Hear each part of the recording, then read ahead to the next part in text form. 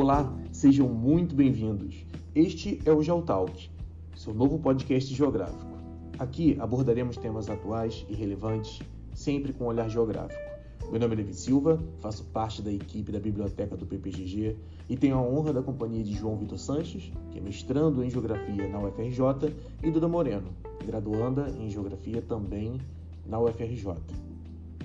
Antes de lançarmos o tema de hoje, eu gostaria de lembrar que já temos o episódio falando sobre o Dia do Geógrafo, que está nas nossas redes, tanto no Spotify, como no YouTube, no Facebook e no Instagram. Então, pode conferir lá. Tudo bem, João? Tudo bem, Duda? Como vocês estão? Oi, Sim, tudo bem por aqui. Tudo bem. Ok. A gente sabe que dentro de tudo isso, dessa loucura toda que a gente está vivendo, estamos gravando esse episódio no meio de uma pandemia. E hoje é dia 29 de abril, né? Esse episódio está sendo gravado dia 29 de abril. E as coisas já não são mais como antes, né? Desde aí do início de março, da metade de março, eu diria, a gente entrou em quarentena, as coisas começaram a parar, o número de casos começou a crescer, depois veio a primeira morte, depois, né, veio mais mortes. E dentro disso, o mundo não vai ser mais como a gente conhece, né? O mundo vai ser diferente do que a gente conheceu já um dia. E aí a gente está aqui exatamente para poder falar disso, de como vai ser o mundo dentro da nossa perspectiva, né? Do mundo depois da pandemia, o mundo pós-corona, né? Pós-pandemia. Então já começo lançando a seguinte pergunta: isso tudo vai afetar bastante a produção global como um todo, não é mesmo? Tanto na questão da produção, como na questão da distribuição, das negociações. Como que vai ficar essa questão da produção pós-corona, né? Como que vai ficar esse cenário geopolítico, econômico, etc.? Então, antes de começar a tratar sobre esse assunto, né, hoje de manhã, enfim, lendo os inúmeros jornais, eu estava lendo o El País e uma citação do jornal me chamou muita atenção e eu acho que eu vou usar ela como uma espécie de introdução para esse assunto que a gente vai tratar hoje, né? A tradução, o trecho diz o seguinte: paradoxal ou não, é que esse vírus explora as características de vida que nós mesmos nos demos. Superpopulação, turismo maciço, cidades imensas, viagens aéreas constantes, redes de fornecimento a milhares de quilômetros e uma extrema desigualdade na divisão da riqueza e no acesso ao sistema de saúde. Eu acho que é um trecho meio que sintetiza mais ou menos as principais consequências dessa pandemia no futuro imediato para o mundo como um todo, né? E eu gostaria de começar a elencar alguma dessas consequências, obviamente com base, segundo algumas análises dos principais institutos econômicos e políticos como o FMI, o CEPAL, etc., né?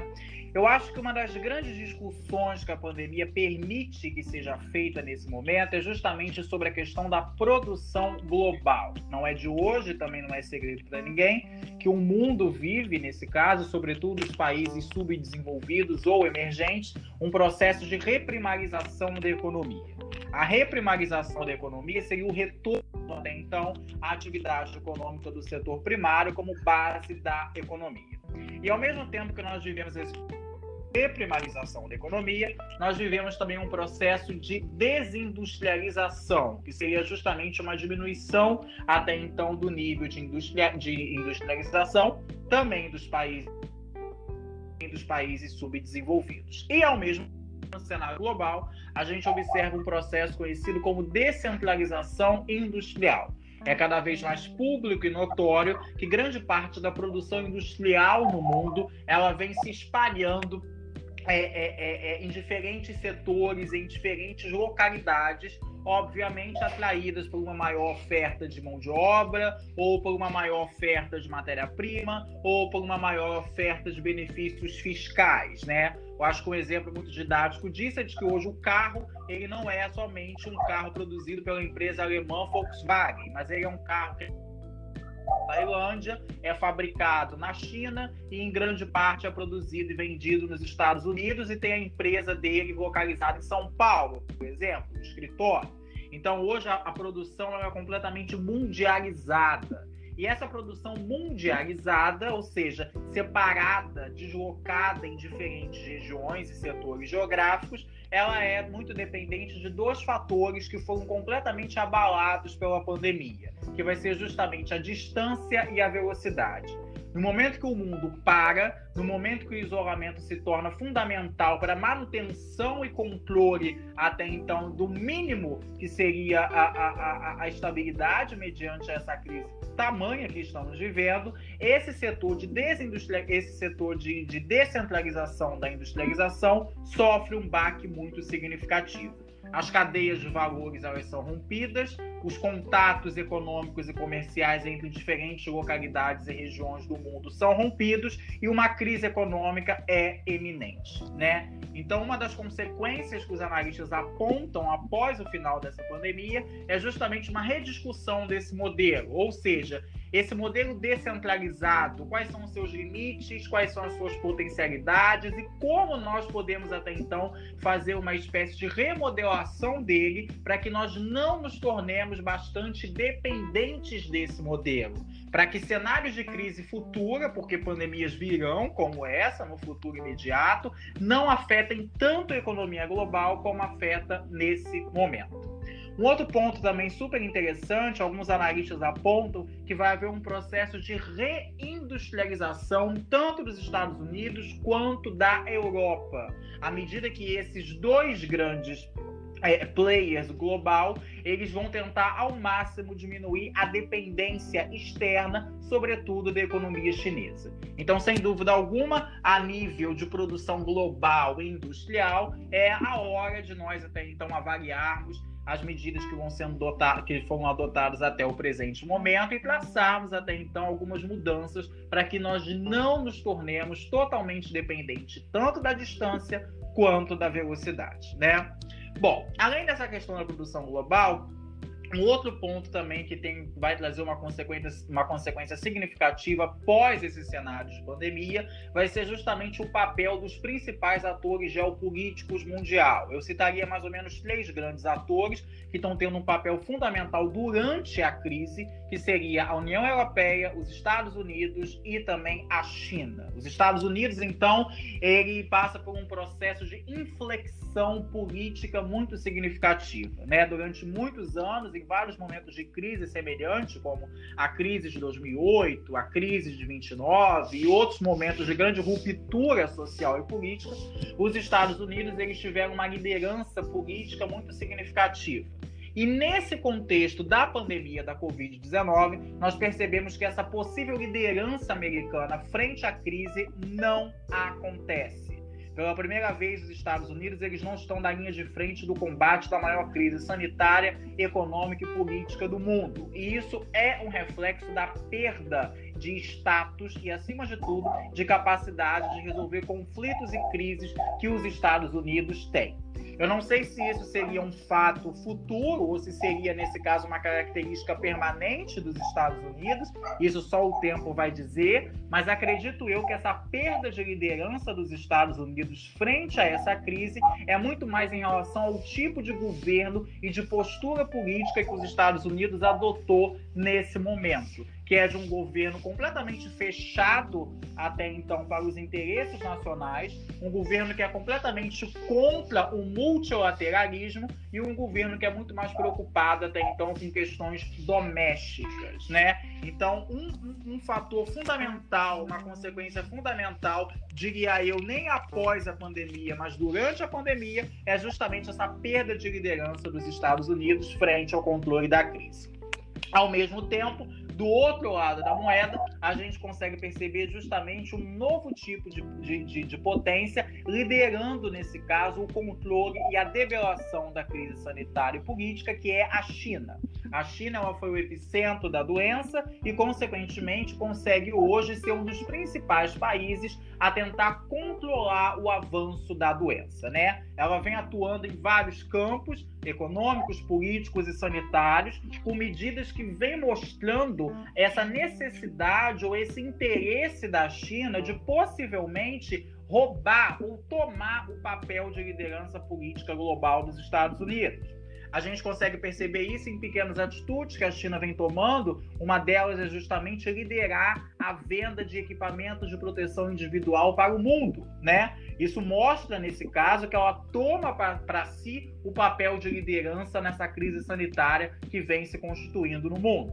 Um outro fator também muito interessante que mostra esse possível papel ideológico que a China vai assumir após a pandemia é justamente após uma declaração do presidente Donald Trump de que ele que os Estados Unidos não mais financiariam a OMS. A China foi lá e imediatamente injetou um aporte financeiro considerável, não muito grande, mas considerável, na OMS. Então isso também é um indicativo de que ela quer tentar, de uma certa forma ou de outra, tomar esse papel de liderança política e estratégia global dos Estados Unidos frente a essa crise. Eu acho que no longo prazo, no médio e longo prazo, a gente vai conseguir perceber de forma muito mais nítida o aumento dessas tensões entre Estados Unidos e entre a China. Tensão essa que já existia antes do início da pandemia, com a suposta, digamos assim, guerra tecnológica travada entre os dois países por conta da tecnologia 5G. Até o momento, nesse jogo de soma zero, a gente consegue perceber que a China tem uma grande vantagem em relação aos Estados Unidos, né? Ainda dentro desse cenário do tabuleiro político global, a gente pode notar basicamente a União Europeia. E aí são várias análises que nós podemos fazer a respeito da União Europeia. Primeiro, é a ameaça que a pandemia tem na União Europeia. Não somente do ponto de vista sanitário, porque afinal de contas o número de mortos até então nos países europeus somados é assustador, em especial na Espanha e na Itália. É uma das maiores crises sanitárias, inclusive, do continente, arrisco eu a dizer, até mesmo equiparado à peste negra ou similares, mas não somente do ponto de vista sanitário, mas também do ponto de vista político e econômico. Eu acho que a pandemia é um dos maiores desafios da União Europeia nesse momento em que ela é constantemente desafiada, né? A ideia de você criar um grande projeto econômico de retomada da economia, como é de interesse dos países europeus, sobretudo liderados pela Espanha, coloca em xeque o principal objetivo da instituição da União Europeia, que é justamente uma coesão política, econômica e social. Então, a pandemia ela veio no momento que cada vez mais a União Europeia tem que provar de que o projeto de um bloco político comum é viável, é necessário e, acima de tudo, é preciso para o mundo nesse momento. Ao mesmo tempo que a União Europeia busca o multilateralismo e a cooperação entre seus países como uma principal forma de sair da crise, nós vemos até então também espaço para discursos completamente opostos a esse, né? Também eu lia mais ou menos hoje cedo uma reportagem que dizia que houve um retorno do discurso do norte industrial e do sul preguiçoso, né? Porque, para quem não sabe, mas é uma característica muito comum da geopolítica europeia, de você mais ou menos dividir o grande bloco em norte e sul, e onde você exalta as características do norte como industrial, desenvolvido, etc., e do sul como preguiçoso, mais atado a características não desenvolvimentistas. Esse discurso, que é um discurso muito em voga no início do processo de consolidação da União Europeia, vem tornando-se cada vez mais comum mediante o desenrolar dessa crise sanitária e política. E, obviamente, que junto com esse discurso vem a questão do populismo, da xenofobia e do racismo. É muito mais claro e é muito mais nítido que após a pandemia da Covid-19, os grupos nacionalistas xenófobos europeus vão ganhar uma amplitude absurda no cenário político doméstico, né? Cada vez mais a defesa de um nacionalismo muito enraizado, cada vez mais a defesa de um contraglobalismo muito mais forte vai se fazer presente na União Europeia, e isso pode ameaçar, inclusive, a própria coesão do bloco. né? Não vai ser espantoso, né, a gente verificar daqui a alguns anos novos Brexits ocorrendo na Alemanha, ocorrendo na Itália, ocorrendo na Espanha, ocorrendo em alguns países do leste europeu, mediante a esse aumento de discursos xenófobos, racistas e populistas. Queria eu também acrescentar que não vai ser somente exclusividade da União Europeia, o aumento desses discursos xenófobos e populistas, mas no mundo todo também a gente vai conseguir acompanhar o aumento desses discursos frente às consequências dessa crise. Um outro ponto também que eu queria destacar dentro desse contexto seria a América Latina. Ela, sem dúvida alguma, segundo vários analistas, inclusive dentre eles o FMI, vai ser uma das áreas mais afetadas pela pandemia, né? Porque tudo que de ruim acontece no mundo, a América Latina sofre muito mais do que o restante do mundo, e isso daí é historicamente comprovado, né? Mas a situação nesse momento da pandemia vai se tornar muito mais crítica, né? Foram feitas várias análises pelo FMI e que estimam mais ou menos um incremento de 12,6% de pessoas abaixo da linha da pobreza após o final da pandemia, isso somente na América Latina. Então isso demonstra a capacidade destrutiva que essa pandemia tem para o estado de bem-estar social que não existe, para as políticas públicas completamente incipientes até então, adotadas pelo continente nos últimos anos, né? A América Latina é muito dependente do mundo, no sentido de que grande parte da economia depende das remessas financeiras, grande parte da economia depende da atividade turística, grande parte da economia depende até então das matérias-primas, e também grande parte da economia depende dos royalties do Brasil, Argentina, Uruguai, enfim.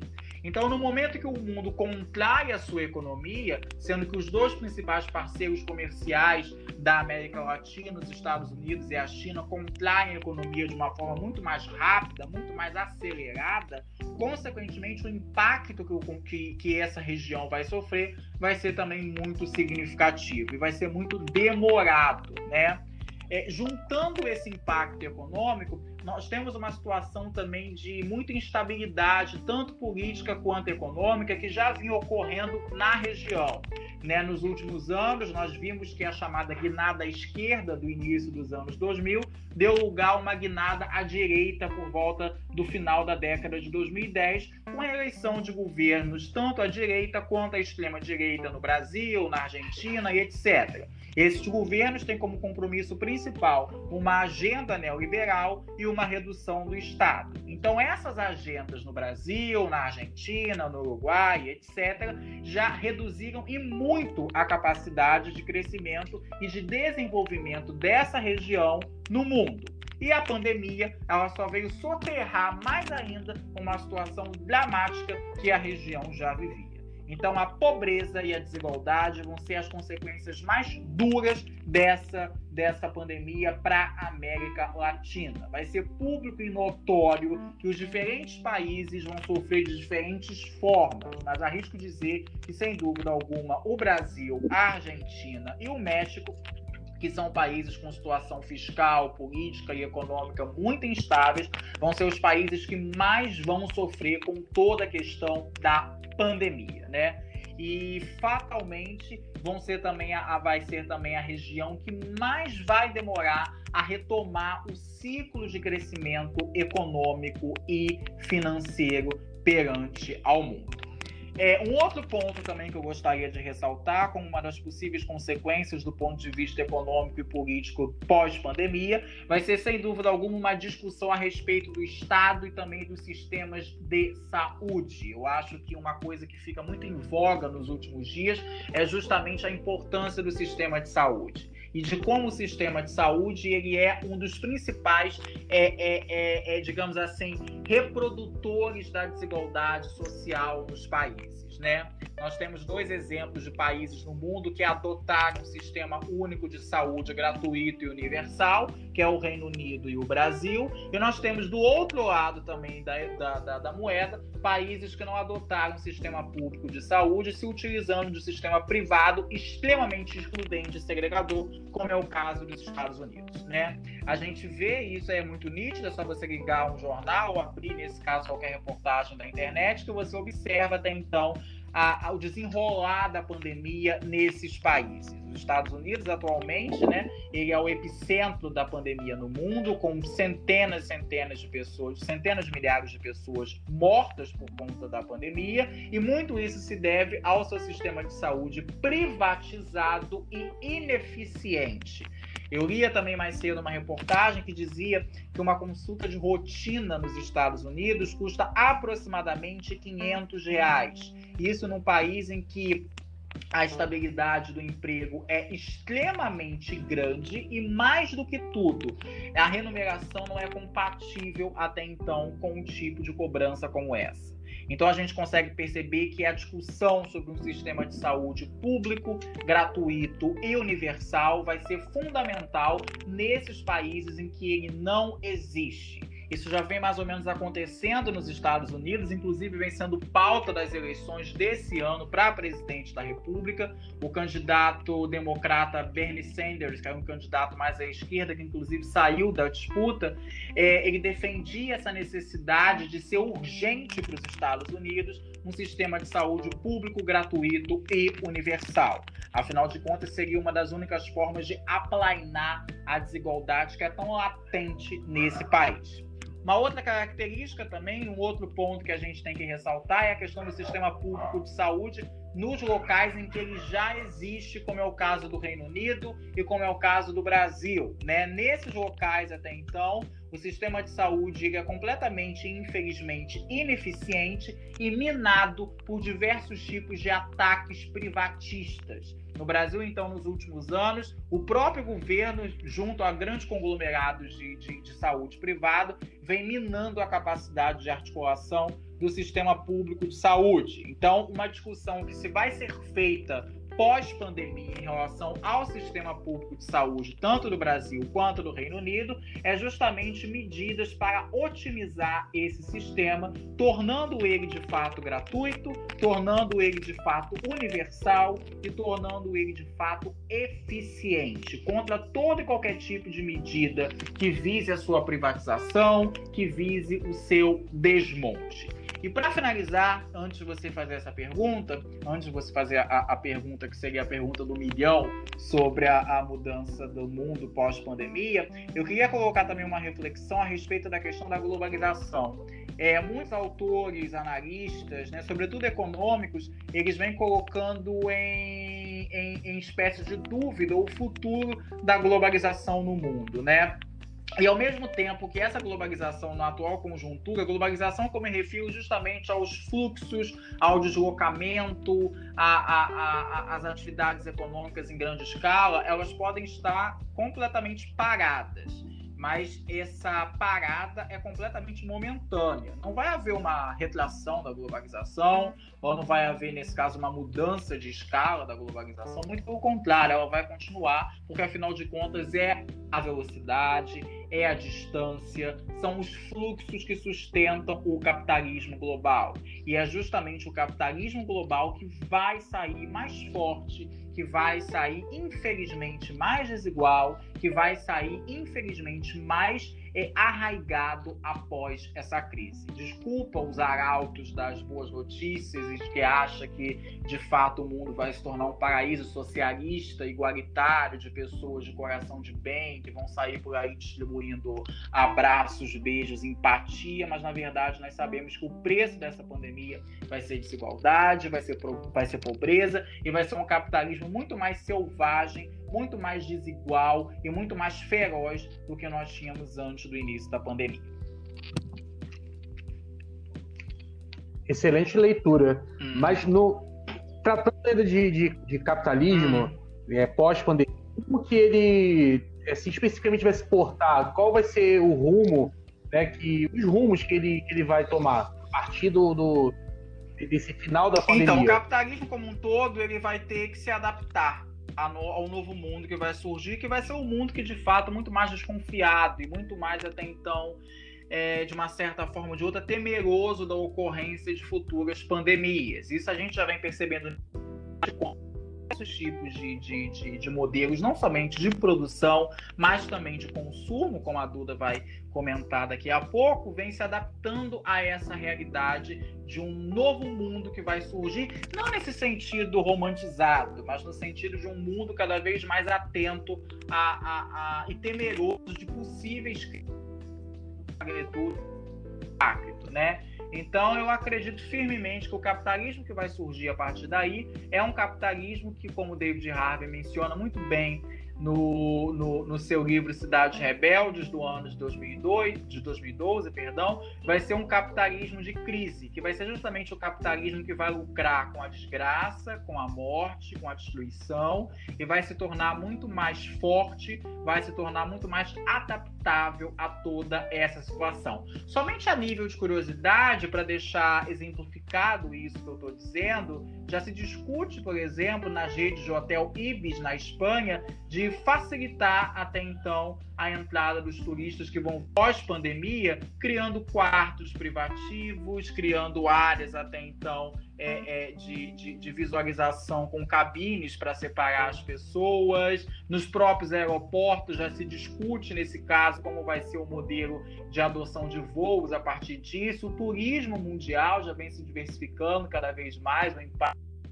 já mais ou menos já elenca a possibilidade até então de um número reduzido de pessoas visitarem até então o topo do prédio para verem o skyline de Nova York. Então o capitalismo ele vai sair muito bem, obrigado, de tudo isso, muito mais forte, lucrando sobre toda a desgraça, toda a destruição, toda a perda de vidas que foi manifestada durante esse momento de pandemia, não tenha dúvida disso. Ok. Duda Moreno, a gente sabe que com tudo que está acontecendo, nada vai ser como antes, né? Algumas coisas vão mudar muito, outras coisas vão mudar menos, outras vão mudar bastante. Mas dentro desse cenário de mudanças, né? O que a gente pode pontuar aqui das principais coisas que vão mudar, tanto no indivíduo como, né, em relação à educação, em relação a cultural também? Como é que você vê? O que você acha que vai acontecer nesse processo de pandemia e depois dela? Então, o mundo pós-Covid, em termos de saúde mental, vai mudar bastante, né? Principalmente porque agora nós estamos sofrendo um processo que é a infodemia, que é o excesso de informação. E aí, esse excesso de informação acaba trazendo muitos transtornos, né? Como a própria ansiedade, o pânico, porque se você fica tendo acesso a essas informações a todo momento que são distribuídas, enfim, através dos meios telecomunicativos, jornal, internet, enfim, esse consumo excessivo de informação acaba deixando as pessoas muito mais ansiosas do que antes, né? E aí também a gente precisa pensar um pouco na responsabilidade da transmissão das mensagens, no que a gente está transmitindo para as pessoas, quais são as mensagens que a gente está compartilhando, nos próprios grupos de WhatsApp, das redes sociais de forma geral, né? E uma coisa também que vale a gente ressaltar aqui para poder quebrar esse mito do alecrim dourado, sabe? Que a gente não é essa pessoa maravilhosa que está o tempo todo só transmitindo coisas boas e a outra pessoa que é o tóxico, a outra pessoa que está transmitindo e falando só de coisa ruim. A gente também precisa se preparar para esse momento em que coisas ruins estão acontecendo. Os hospitais estão a todo momento lotados, com pessoas com dificuldade para respirar, pessoas morrendo. Os próprios cemitérios estão abrindo mais covas. Então, peraí, acho que é um momento da gente balancear, estar ciente que vamos receber informações pesadas e também estar ciente de que nós também somos os transmissores dessas informações, né? O próprio diminuir também, né, o estímulo da produção do medo durante o dia. Acho que é uma coisa que vale ressaltar aqui também para a gente dosar um pouco. E a gente também tem que estar preparado para esse pós-Covid, né, que as pessoas vão estar muito mais compulsivas, muito mais ansiosas. A gente tem que estar preparado para uma onda de doenças psicossomáticas que vão acontecer. E aí, o que é preciso para a gente tentar reverter um pouco essa situação? Um pouco mais de respeito, um pouco mais de empatia, um pouco mais de solidariedade, né? Até porque, com o medo vindo muito grande quando acabar a pandemia, as nossas relações sociais vão mudar. As que antes a gente tinha muito contato, né? Talvez agora possa, enfim, uma configuração totalmente diferente da vida e do mundo vai estar para a gente disposta de uma maneira totalmente diferente. Então, principalmente a mudança de hábito e também a mudança no padrão de consumo vai ser uma coisa totalmente diferenciada, até porque o nosso consumo hoje, ele é basicamente disposto de produtos de higiene, remédios, né? Enfim, a gente percebe também que teve um grande aumento do consumo de álcool dentro das famílias que já faziam uso, né, da bebida alcoólica. E aí quem já fazia uso acaba aumentando para poder dosar. E isso passa a ser um novo, vamos dizer, anestésico. Recebo uma notícia ruim, vou me anestesiar. E aí isso passa a ser um pouco mais complexo nesse sentido, né? E uma coisa que eu me arrisco a dizer também nesse pós-Covid é um baby boom, né? Assim, para quem não sabe, o baby boom foi um movimento, uma explosão demográfica que aconteceu depois da Segunda Guerra Mundial, nos anos 70. E aí, essa grande explosão demográfica, talvez a gente possa observar isso daqui nos próximos meses, no próximo ano, né? Devido à convivência entre os casais está sendo maior e muitas famílias também estão repensando a presença de uma criança nos lares, porque nesse momento de pandemia as pessoas pensam, se tivesse uma criança aqui, o cenário seria outro, de repente um pouco mais alegre, um pouco mais movimentado. Então, esses pensamentos também estão fazendo as pessoas repensarem muito a respeito das crianças nos lares, né, Levi? Isso é verdade.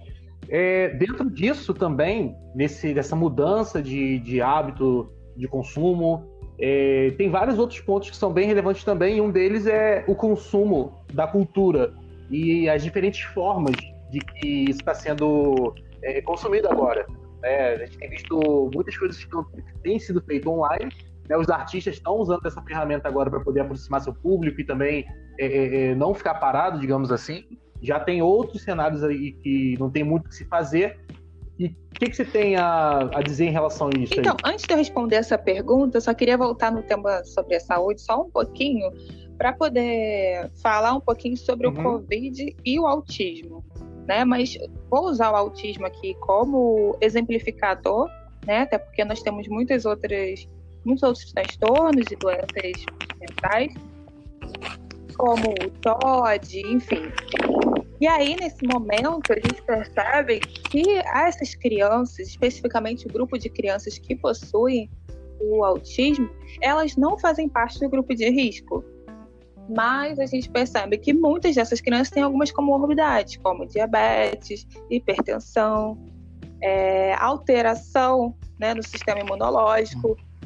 Então, isso tudo acaba que o risco do contágio passa a ser maior também em função da hiperatividade dessas crianças, né? A própria função sensorial delas de querer explorar o olfato, o paladar, faz com que elas queiram tocar em ambientes, em objetos que às vezes contaminados, enfim, até mesmo o próprio uso da máscara fica um pouco mais delicado nesse momento. Então, fica aqui um apelo para você que tem alguma criança com autismo em casa, ou então conhece alguém, seja solidário, assim, ofereça pelo menos um conforto através de uma mensagem, perguntar se está tudo bem. Enfim, eu só queria ressaltar, assim, porque no mundo das deficiências, né, ele acaba ficando esquecido até mesmo nesse momento de pandemia. né? Não só quando nós estamos vivendo nossas vidas normais. Para eles também fica tudo muito mais intenso. Mas voltando a falar sobre cultura, com certeza. Agora vamos lá. Acabei que fiz uma voltinha aí. Uma das coisas que eu observei, assim, na verdade, que vem acontecendo é esse cancelamento do entretenimento, fechamento das casas de show, enfim, tudo mais, e também do entretenimento privado, né? Os casamentos, festas.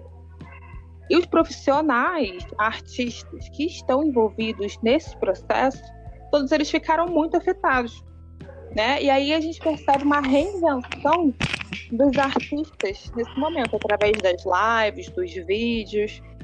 E uma coisa que eu fico pensando é, será que depois que acabar essa pandemia, a gente vai ter uma valorização dos artistas? Será que o consumo excessivo de arte, de música, enfim, da arte de forma geral, vai ser modificado ou vai continuar da mesma forma? Sabe? Porque a gente entende também que será o último setor a voltar depois dessa crise, depois que passar toda essa problemática do Covid, né? Essa aglomeração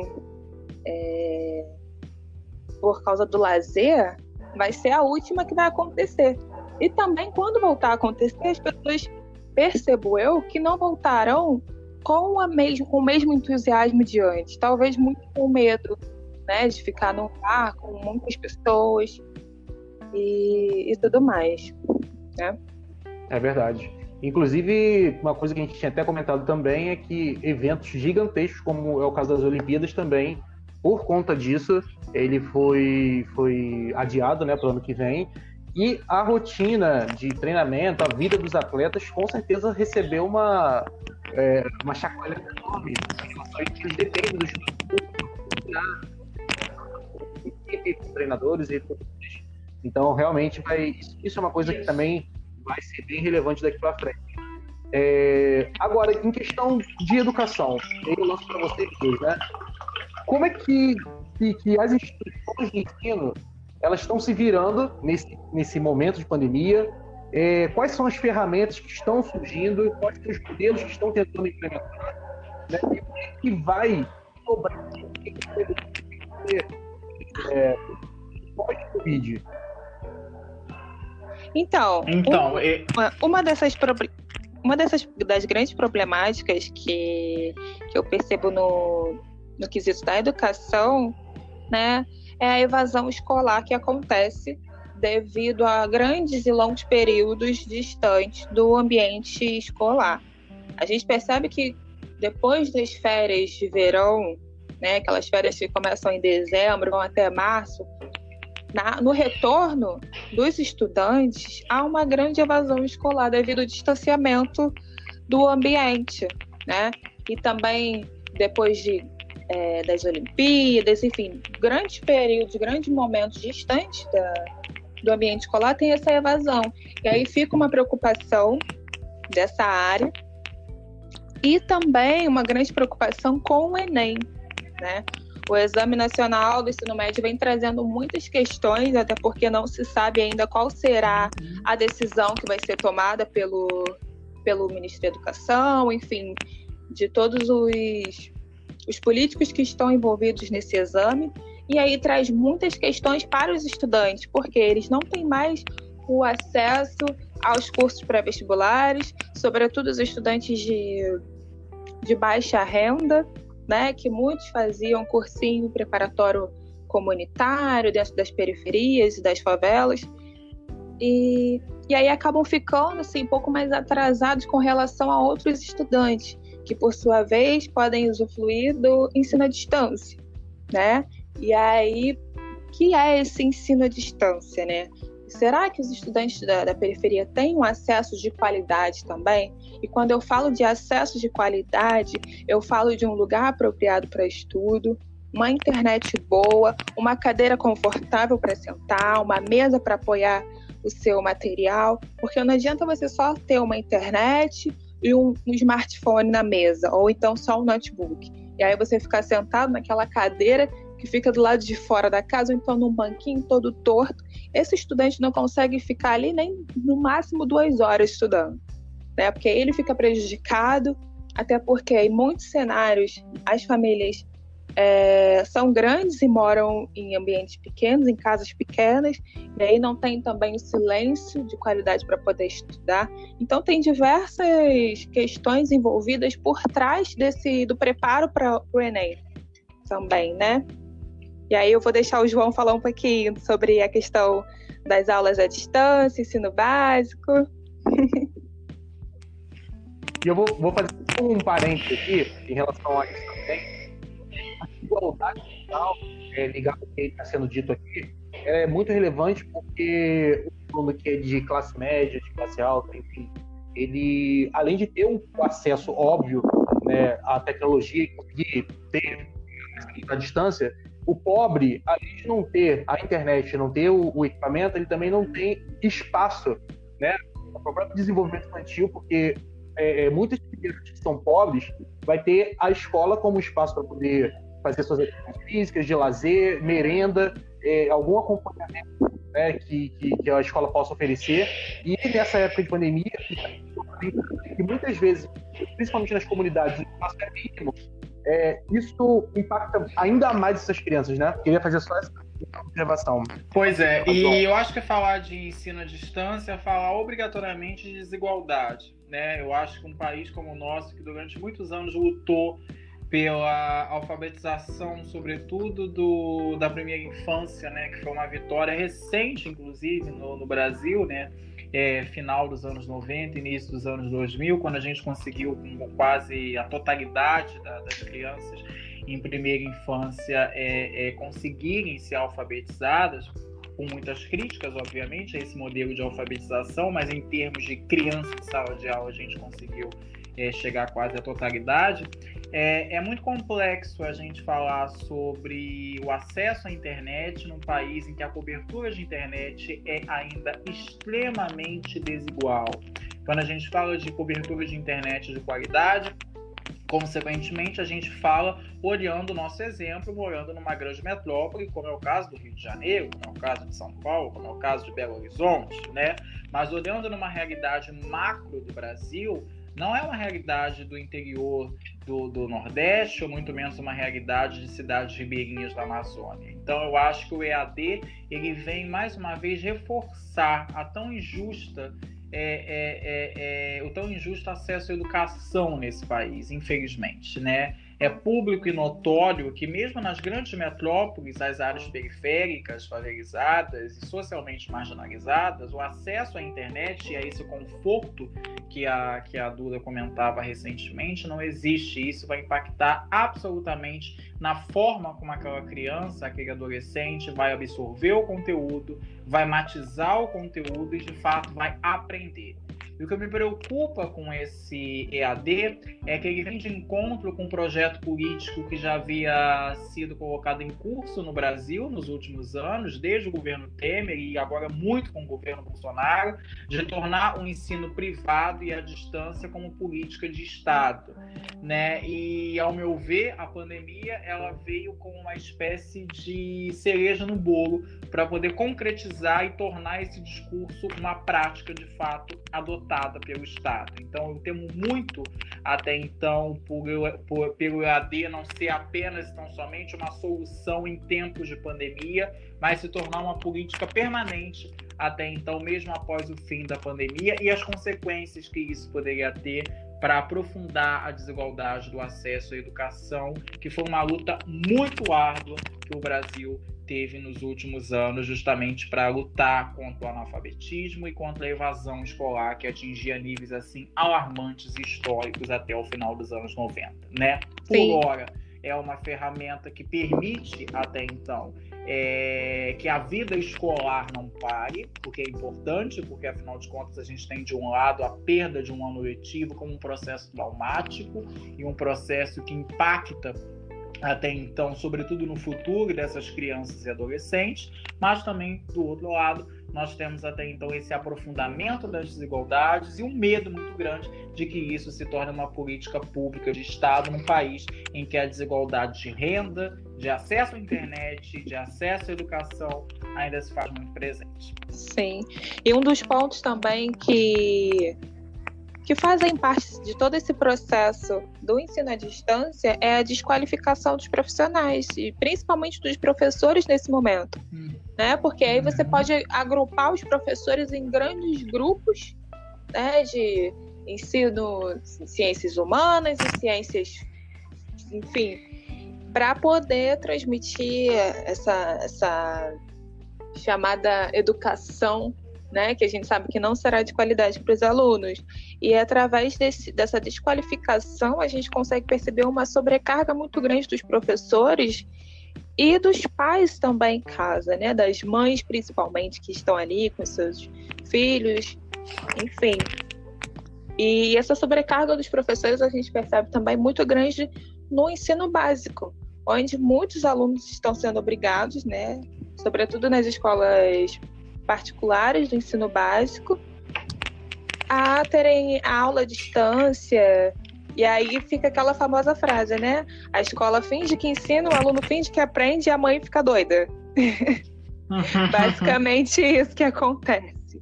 Verdade. E aí vale também a gente ressaltar essa desigualdade que acontece também entre as faculdades particulares e as faculdades públicas, né? João, vamos conversar um pouquinho sobre isso, sobre essa desigualdade nas faculdades? Exatamente. Como você vê assim, essa diferença dentro do ensino à distância nas faculdades particulares e nas faculdades públicas? Bom, infelizmente eu vejo nas universidades privadas a lógica do lucro acima de tudo, né? Isso daí vem sendo uma política de praxe das universidades privadas nos últimos anos no Brasil. E isso não necessariamente se traduz em uma boa qualidade do ensino, em uma atenção, nesse caso, muito significativa ao aluno, enfim, uma série de contrapartidas em relação ao valor, às vezes até mesmo abusivo, que é cobrado por essas universidades, né? Mas, ao mesmo tempo, eu vejo que nesse momento de pandemia, eu acho que a única lógica que sustenta esse EAD desenfreado que eles tanto defendem é justamente o lucro. É fazer com que haja uma justificativa dos alunos ainda pagarem a mensalidade, e alguma das vezes integral, que é um absurdo, afinal de contas você está pagando como se tivesse uma aula presencial, por um modelo que é muito problemático, que é o modelo virtual. E isso só, na minha opinião, só se sustenta porque essas empresas, que são empresas, na verdade, são instituições de ensino que não deixam de ser empresas, são ávidas por lucro, né? No caso da universidade pública, eu vejo, inclusive, com muitos bons olhos a não adoção desse modelo de ensino à distância, porque a nossa realidade, assim como também das universidades privadas nos últimos anos, com essa série de programas de incentivo à introdução nas universidades privadas, né, o FIES, etc., né? Mas nas universidades públicas também existe um corpo discente muito heterogêneo, no sentido de que pessoas com diversas vivências, com diversas realidades sociais, com diversos acessos, nesse caso, ou não, a questões econômicas, de renda, vivenciam o espaço acadêmico, né? Então, seria muito tacanho pensar o corpo discente de uma universidade pública, onde o pressuposto até então de você estudar numa universidade pública muitas das vezes é o simples fato de você não ter capacidade de pagar a mensalidade de uma universidade privada, usar um tipo de modelo até então de ensino como esse, que, como eu disse anteriormente na minha fala, ele vai retroalimentar uma desigualdade de acesso, uma desigualdade de renda, uma desigualdade social que é muito nítida e muito presente. Então eu vejo isso com muitos bons olhos. Por um lado, existem aqueles que vão sair muito prejudicados, as pessoas que, enfim, iriam se formar agora, ou, enfim, que entraram agora também. Eu tenho uma pena dos calouros, dos pobres calouros que entraram agora, e que se eu tiver uma semana de aula, com aquele todo fulgor de começar na universidade, etc. Mas eu acho que foi a melhor decisão a ser tomada, sem dúvida alguma, porque a realidade do corpo discente, ela é completamente diferente, né? E a gente não deve olhar para alunos, mas sim para pessoas, né? Com questões muito pessoais, vivências muito pessoais, realidades muito pessoais. Muito bem, nosso tempo estourou. É um assunto extremamente relevante e muito amplo. com certeza a gente vai voltar nesse tema em programas futuros, né? Mas por hora a gente vai ficando por aqui. É bom lembrar que caso você tenha alguma dúvida em relação ao que foi falado, tenha alguma pergunta, queira dar alguma sugestão, entre em contato conosco através dos nossos canais da biblioteca, tanto no YouTube como no Facebook e também no Instagram. Então, João, muito obrigado pela sua participação. Duda, muito obrigado. Tchau. E a gente se vê na próxima. Tchau, tchau.